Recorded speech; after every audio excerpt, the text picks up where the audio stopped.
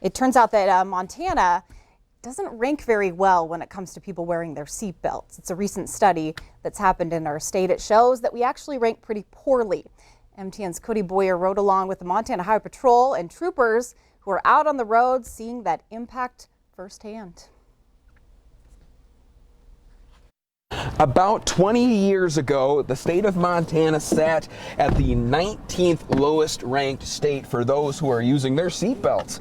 Now, as of about 2 years ago, we sit about the 8th lowest. So the numbers don't lie. And Montana Highway Patrol troopers like Trooper Brad Moore, who gave me a ride today just to show me that impact, say that's a lot of difference.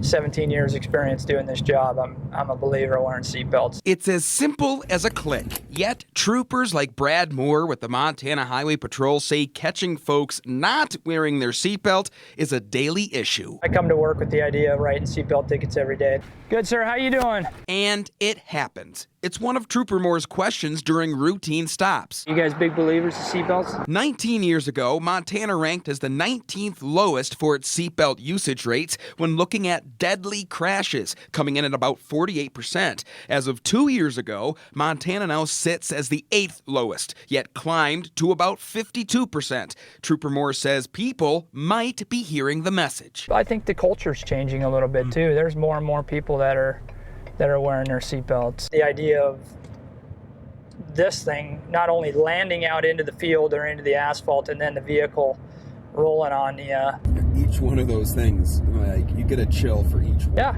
And yet there are those who don't heed that, and not wearing a seatbelt is only a secondary offense. There's a guy not wearing a seatbelt right there, and I got to have a reason to stop him. I think it's everything. I think it's the difference between life and death. We caught up with Baron McGee when he was going just a little over the limit on the way to Big Sky. Same question. How about your seatbelt? Were you wearing that? He was. It's an issue that hits close to home for him. I had a boss growing up whose son, who was a good friend of mine, actually was in an accident. This was in California, and did not have his belt on and wound up sitting there dying because of it. As for Trooper Moore, he hopes the message keeps spreading and the clicking gets better. I don't think it's too much to ask of yourself to throw on a seatbelt and maybe stick around a little bit longer to be a dad, a father, a son, or a daughter. In Gallatin County, Cody Boyer, MTN News.